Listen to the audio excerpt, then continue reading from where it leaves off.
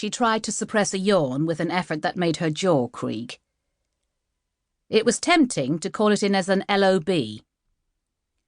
Sandra smiled to herself. It wasn't what they taught you at Hendon, but every police officer knew what it stood for. Load of bollocks. Then she could get back into the car and go in search of refs. She hadn't eaten for hours, her stomach hollow from it. Knowing her luck, she'd be about to bite into what passed for dinner, and her radio would come to life.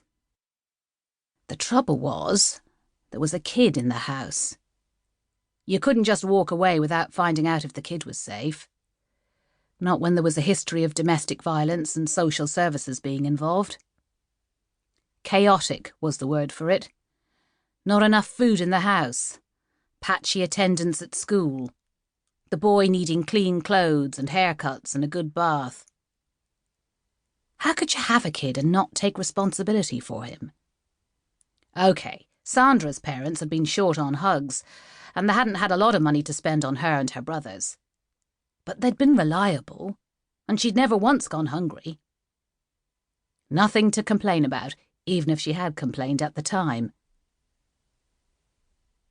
She bent down again and peered through the letterbox, moving the torch slowly across the narrow field of view this time. It cast stark shadows in the kitchen and across the stairs. But there was something. She squinted and changed the angle of the torch, trying to see. There, on the bottom step, light on metal. And again, 2 steps up. And again, 3 steps above that. Knives. Kitchen knives. They were stuck into the wood of the stairs, point first.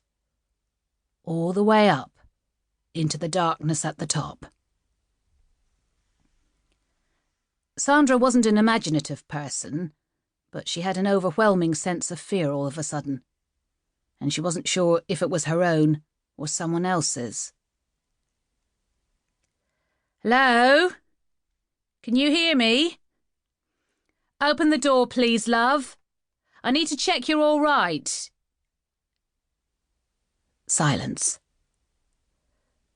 Oh, shit, Sandra thought, but not for her own sake, despite being scared at the thought of what might confront her inside the house.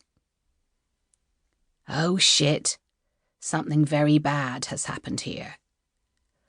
Oh, shit, we probably can't make this one right. Oh, shit, we should have come out a lot sooner.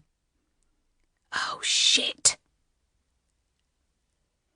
She got on her radio and asked for backup. With you in 2 minutes, the dispatcher said. And Sandra thought about 2 minutes, and how long that might be if you were scared, if you were dying. She'd asked for paramedics too, hoping they'd be needed. The second police car came with 2 large constables, one of whom put the door in for her. His colleague went past him at speed, checking the rooms on the ground floor. Clear. Sandra was halfway up the stairs, listening to her heart and every creak from the bare boards.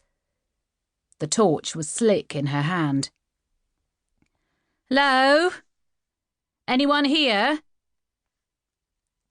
The thunder of police boots on the steps behind her drowned out any sounds she might have heard. Bathroom.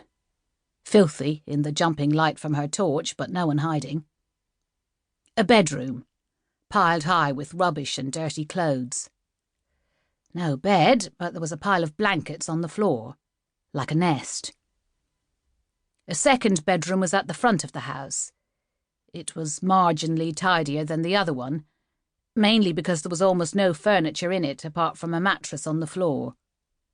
Shoes were lined up neatly in one corner, and a collection of toiletries stood in another. The woman was lying across the mattress, half hanging off the edge, a filthy blanket draped across her. Her head was